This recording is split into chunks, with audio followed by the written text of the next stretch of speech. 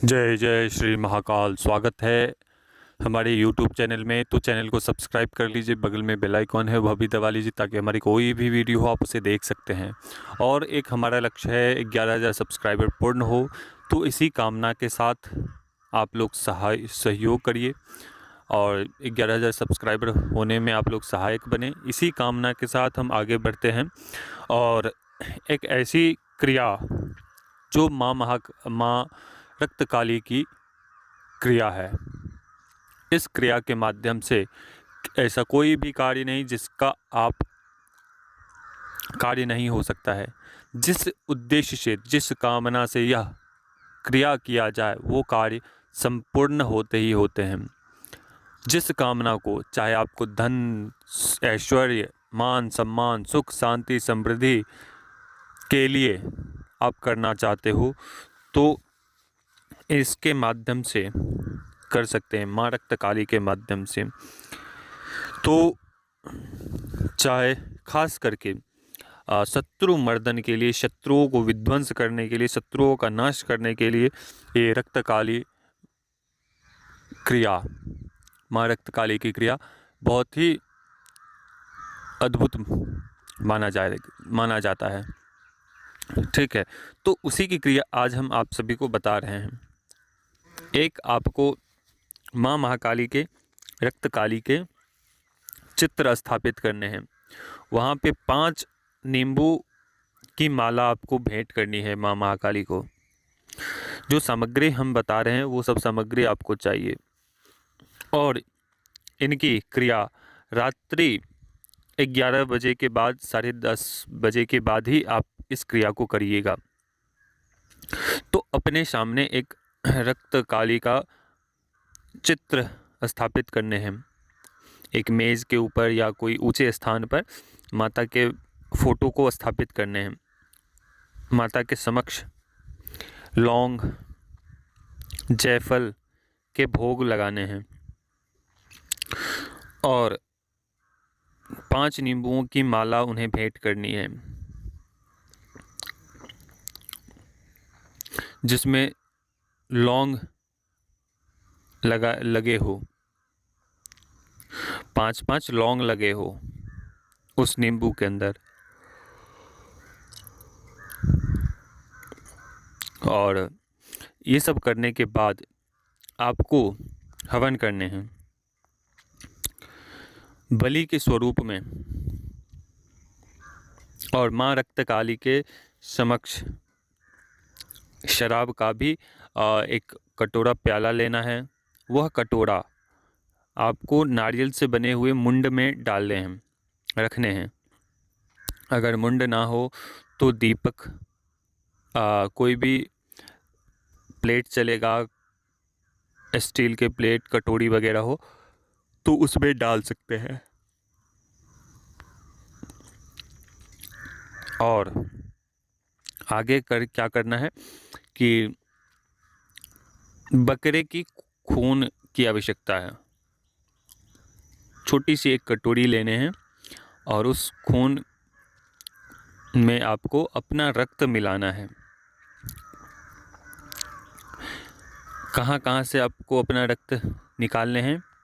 दोनों बाजुओं से रक्त निकालने हैं।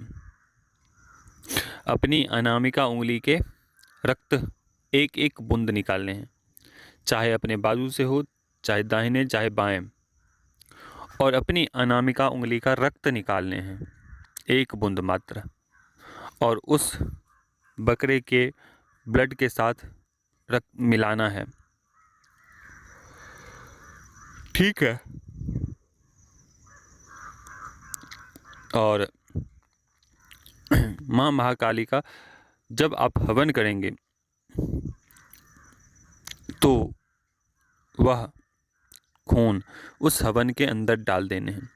यह क्रिया आप घर पर भी कर सकते हो, अपने बाधा निवारण हेतु, ऊपरी बाधा निवारण हेतु, या मैंने आपको क्या बोला कि जिस कार्य को लेकर आप इस क्रिया को करेंगे वो कार्य पूर्ण होंगे ही होंगे। चाहे वो किसी भी प्रकार का कार्य हो, चाहे वो शत्रुओं का नाश के लिए क्रिया हो, चाहे आप धन सुख शांति समृद्धि के लिए आप कर रहे हो, किसी भी प्रकार के कार्य को संपन्न करने से पहले इस क्रिया को करें।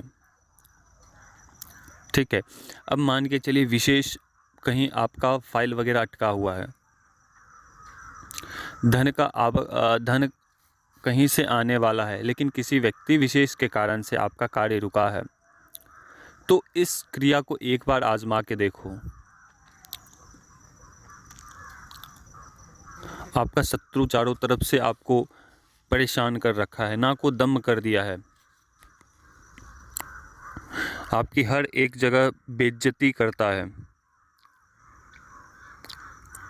तो इस परिस्थिति में आप इस क्रिया को कर सकते हैं।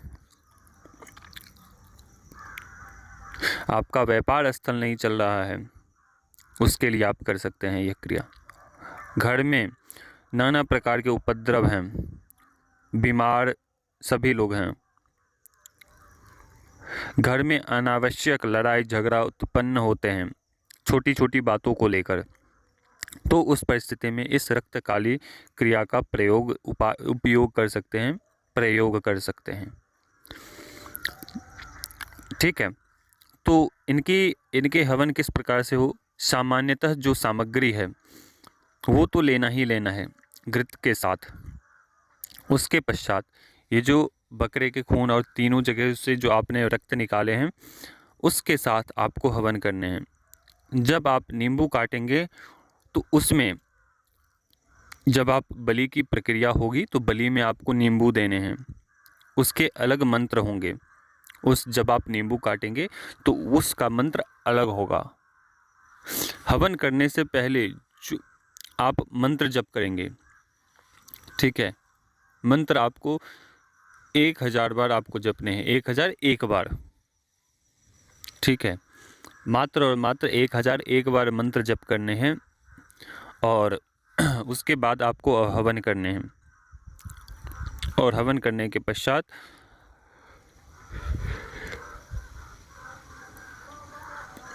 आपको अनार के बलि देनी है, अनार की बलि और नींबू की बलि। ठीक है, ये 2 बलि आपको अनिवार्य रूप से देने हैं। बलि के मंत्र अलग